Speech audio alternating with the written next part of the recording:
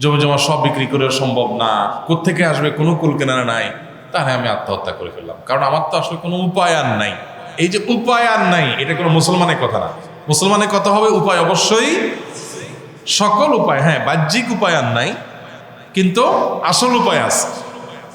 আল্লাহ রাব্বুল আলামিন চাইলে জিরো থেকে হিরো করতে পারে, সে বিশ্বাস থাকবে। তিনি কাদির, আল্লাহর গুণবাচক নামের একটা হলো কি কাদির, মানে কি সব কিছুকে সক্ষম করতে পারে, সব কিছুতে সক্ষম, সব অসম্ভবকে সম্ভব করতে পারেন তিনি আল্লাহ রাব্বুল আলামিন। অতএব তিনি তো দেখছেন সবকিছু, আমি তার কাছে ধর্ণা দেব।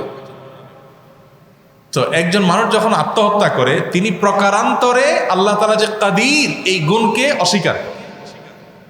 এটা মানুষ যখন আত্মহত্যা করে, প্রকারান্তরে তিনি আল্লাহ যে ফাআলুল লিমা ইউরিদ, তিনি যা ইচ্ছা তা করতে পারেন, এই আল্লাহর সেই সক্ষমতাকে অস্বীকার করেন।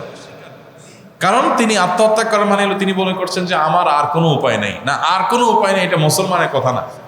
মুসলমানের কথা হলো আমার বাহ্যিক উপায়গুলো শেষ হয়ে গেছে, কিন্তু আসল উপায় এখনো আছে, শেষ পর্যন্ত আমার চেষ্টা আমি করতে থাকি। অতএব একজন মুসলমানের জন্য আত্মহত্যা করা জায়েজ নাই, কারণ এই আত্মহত্যা নৈরাশ্য থেকে আসে, আর নৈরাশ্য হারাম। এই মুসলমান নিরাশ হতে পারে না। মুসলমান আশাবাদী হবে, মুসলমান আস্থাশীল হবে, মুসলমান আল্লাহর উপর ভরসাকারী হবে, মুসলমান আল্লাহ রাব্বুল আলামিনের সাহায্যের প্রত্যাশী হবে, আশাবাদী হবে। সাহায্য আর আসবে না এরকম বলবেন। আল্লাহ বলেছেন লা তাকনাতু মির রাহমাতিল্লাহ, তোমরা আল্লাহর রহমত থেকে নিরাশ হয়ে যেও না, আশা ছেড়ে দিও না। আল্লাহ আরো বলেছেন ওয়ালা ইয়াইআস মির রাহিল্লাহি ইল্লাল কওমুল কাফিরুন, আল্লাহর রহমত থেকে কাফির ছাড়া কেউ নিরাশ হয় না।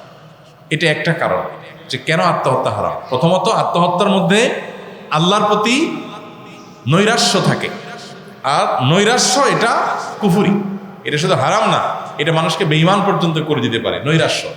শয়তানের, ডক্টর খন্দকার আব্দুল্লাহ জাহির রহমাতুল্লাহ আলাইহি এই কথাটা বেশি বলতেন যে শয়তানের স্কুলের প্রথম পাঠ, শয়তান ইমানদারদেরকে বিপদগামী করার জন্য প্রথম অস্ত্র হলো যে সে মানুষকে আশাহত করে দেয়।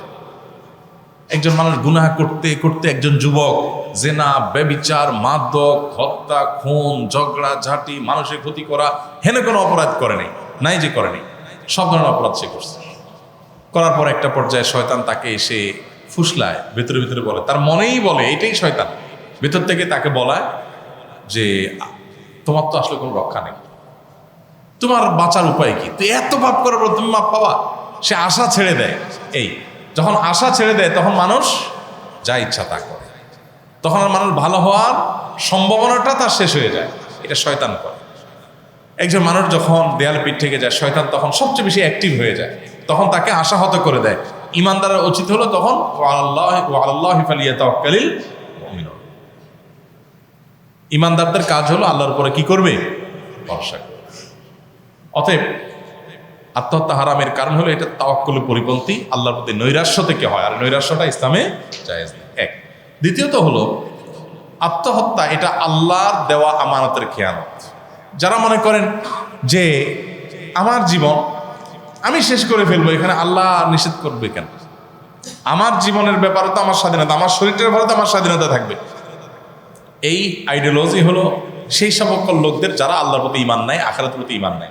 যাদের আল্লাহ এবং আখিরাতের প্রতি বিশ্বাস আছে, তাদের আইডিওলজি, তাদের দর্শন বা তাদের চিন্তা ভাবনাটা এইরকম না। তাদের চিন্তা ভাবনা হলো যে আমার এই শরীর, এ পুরাটা আল্লাহর দেওয়া নেয়ামত, আল্লাহর দেওয়া আমানত আমার কাছে, আল্লাহ আমাকে দিয়েছেন, এ সম্পর্কে জিজ্ঞাসাবাদ করবেন। এই যে আল্লাহ বলেছেন কোরআনে ওয়ালা তুলকু বিয়াইদিকুম ইলা তাহলুকা, তোমরা নিজেদেরকে ধ্বংসের দিকে ঠেলে দিতে পারবে না, সে অধিকার নাই।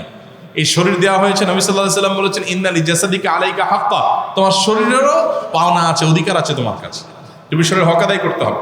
না খেয়ে কেউ যদি নিজেকে শেষ করে ফেলে, এই যে অনশন হয়, হানতান, এগুলো করে যদি নিজেকে কেউ হত্যার দিকে, মানে মৃত্যুর দিকে নিয়ে যায়, তাহলে সে আত্মহত্যাকারী হিসেবে অপরাধী হবে। তোমার শরীরকে এইভাবে শেষ করে দিতে তুমি পারো না।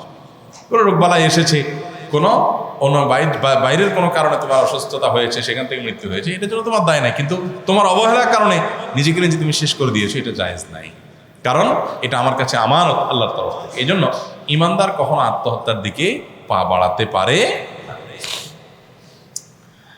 সকালে ঘর ঝাড়ু না দিলে কি স্বামীর ক্ষতি হবে?